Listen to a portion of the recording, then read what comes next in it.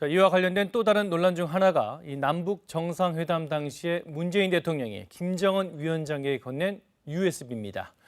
이 USB 안에 원전 지원 계획이 담겨 있던 거 아니냐는 게 이 야당인 국민의힘의 의심인데 문재인 대통령은 구시대 유물 정치라면서 이례적으로 직접 야당을 비판했습니다. 김비치라 기자입니다.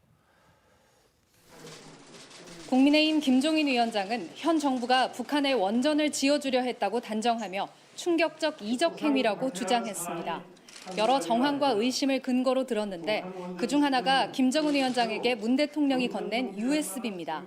정권 차원의 보답으로 북한 원전을 추진한 것이 아니냐는 합리적 의구심을 가질 수밖에 없습니다.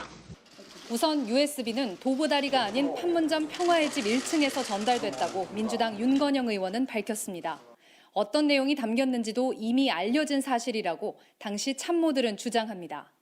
실제 정상회담 직후 당시 김의겸 대변인은 USB를 대통령이 직접 전달했다.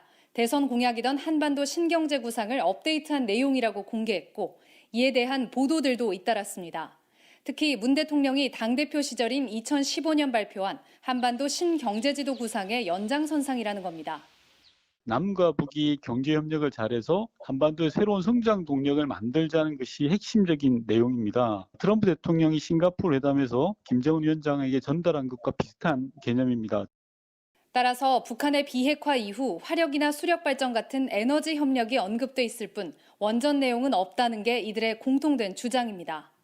국민의힘은 오늘도 이적 행위라는 주장을 이어갔고 문 대통령은 직접 이를 반박했습니다.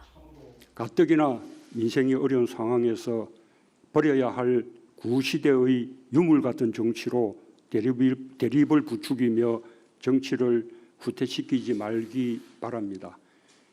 국민의힘은 국정조사를 추진하겠다고 했고 민주당 윤영찬 의원은 청와대도 USB 내용 공개를 검토하고 있을 것이라고 말했습니다. KBS 뉴스 김비치라입니다.